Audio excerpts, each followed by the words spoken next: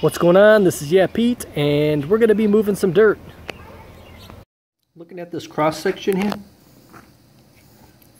anywhere where there's like a slope like this and you're stacking dirt, you need to make sure you mow it very short and then peel that area off. The organic matter that's there will decay and turn slippery, and this dirt will just slide right off. Let's say this is existing ground and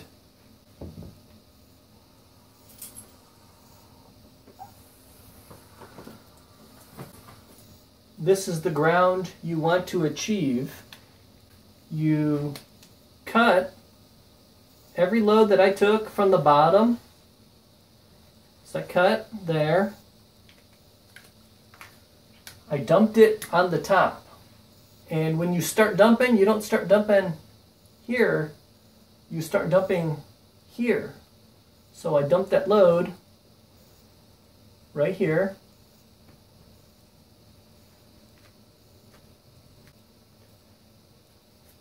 You keep cutting and cutting and cutting. And filling and filling and filling.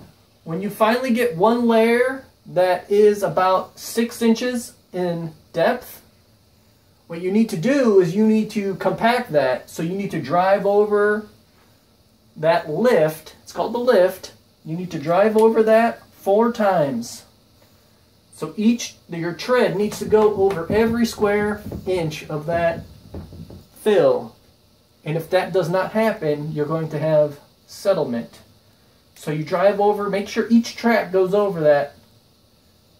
Make sure your one track goes over each section at least 4 times. And the amount of settlement you can expect from that is about 1/10 of a foot per foot of earth fill. So if I have, at the greatest amount of fill I have is 4 foot. So that's going to be 4/10 of a foot. That's almost a half a foot. So since it's a slightly lighter machine, I could really expect to have 1/2 a foot of settlement where I have the greatest amount of earth fill. So you have to you have to know that that's going to happen, so you can add a little more here, because within a year or 2 years, it's going to settle. That's all there is to it, 2-3 years. And if you don't compact it, well, it's going to settle a lot. I don't really know how much it would, but it's going to settle a lot. So that's about how you go about putting the earth fill in. And you do it in lifts, 6 inches, 6 inches, 6 inches, 6 inches, 6 inches, 6 inches. And compact every 6 inches of fill.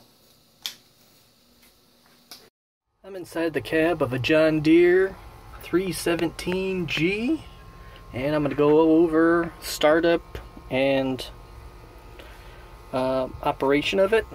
So first thing I do when I get in is I put on the seatbelt.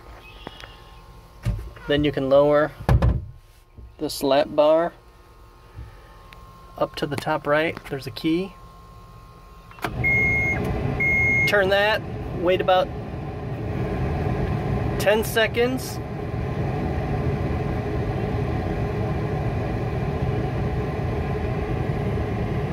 Well, and you wait longer if it's cold. Then you start it up by turning the key again. You wait about 30 seconds. Now while we wait, we could, there's a little pouch here. I don't know if this comes standard. You could put your granola bar or something there. And at the bottom left, I found a water bottle holder. Definitely need that water bottle holder. These windows, this has the windows where you can slide open and closed. Alright, now that we got that, there's a parking brake and an unlock button. We're going to hit the unlock twice. Sometimes I hit it just once and it still doesn't work. You have to hit it twice. To the right, there's a control knob here, a joystick. If you pull back, it raises the bucket. If you push down, it lowers it. Well, not the bucket. It raises the boom, lowers the boom, and then raises the bucket, lower the bucket. So that's all on the right joystick. The left joystick is your throttle, or not your throttle, is your forward and backwards movements. And you're turning, turn left, turn right. And if you do like a 45 degree, it only moves the one track. The other track, see, watch, see this track isn't moving. And if I do 45 to the other direction, only the right track is moving. See, this left track is not moving.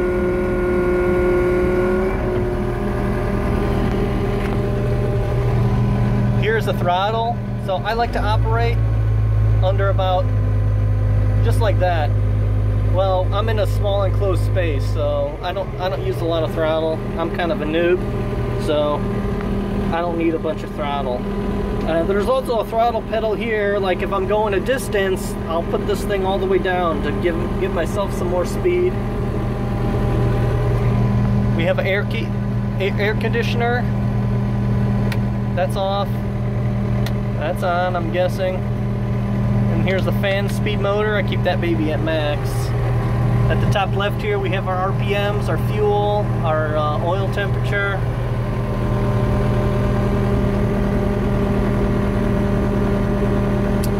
That's about it with operating in the general bucket. And I'm going to say, if you're doing any kind of earth moving or any kind of digging, you need to get the bucket with the teeth.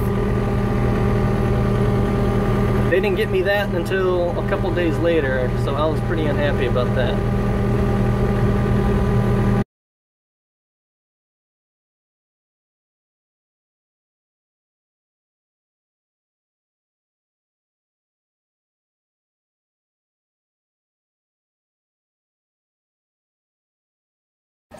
Once you clear the area, the next thing we're going to need to do is set our stakes.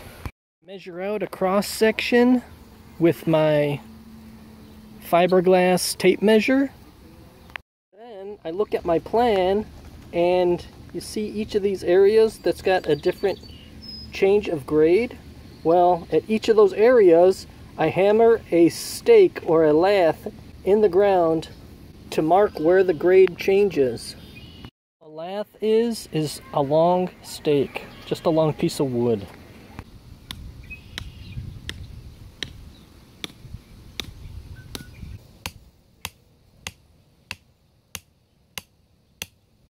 I set a bunch of grade stakes, so now it's a bit easier for me to visualize. Here's my sheet, and what we have to do is I recorded my TBM. It was 3 foot 10 1/4 inches. Now, since we have to drop, we have to go lower, that means we add. So we need to be at our rod reading needs to be 4 foot 3 inches. So what we do is we raise the rod until we get that measurement, and then you put a mark on the bottom. So we're looking for 4 foot 3 inches. I'll tell you what we're at right now. We're at 4 foot 7 inches, almost 4 foot 8. So I need you to slowly raise it up.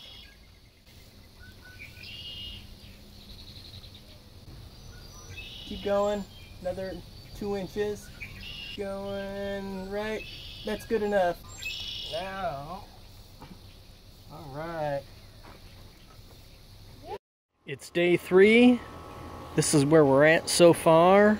Now, I didn't want to show you the earlier versions because they gave me the wrong bucket. So at first I had to use a non-toothed bucket. Well, it's very difficult to peel up grass and vegetation in a bucket, well, in hard clay, without a tooth bucket. I set my stakes. The black lines have the level mark. You can see how I did that in my surveying video. And right there is the line that I needed that place. And this area had to be built up. Since the ramp has to be level, I had to build off. I did a 12-foot square here and just eyeballed it as level as I can so I can have a level area to create my ramp all the way down.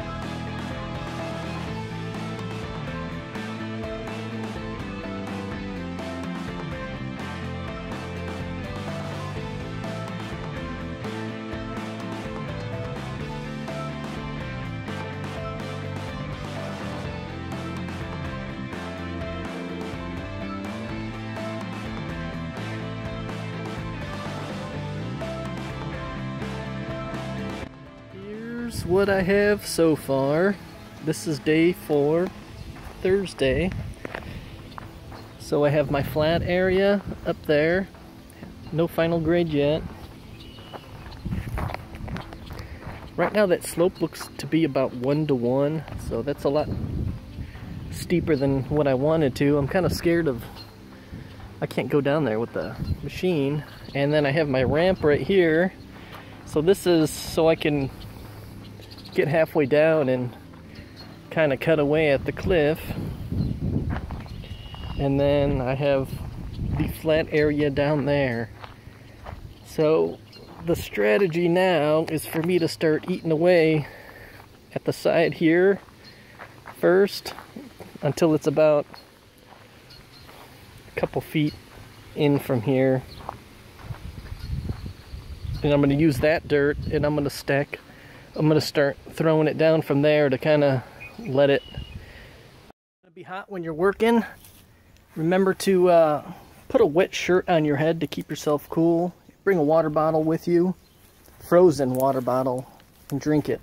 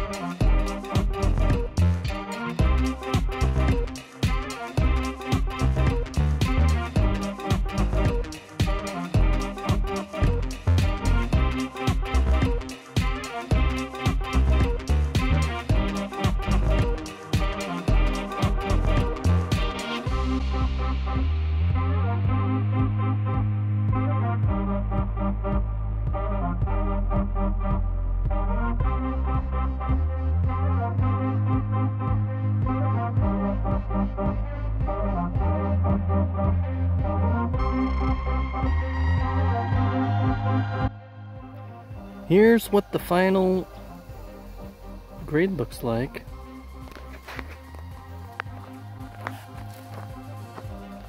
Got a ramp to walk up here sideways. Eventually I plan on having some stairs going right down the middle of this. And here's the final grade up top. So you can see it's sloping away from the house. If this video helps you, please help me by liking and subscribing. I hope this gives you some ideas on what to do with your backyard. The next video I'm going to be seeding this to grass. So I'm going to show you how I do that.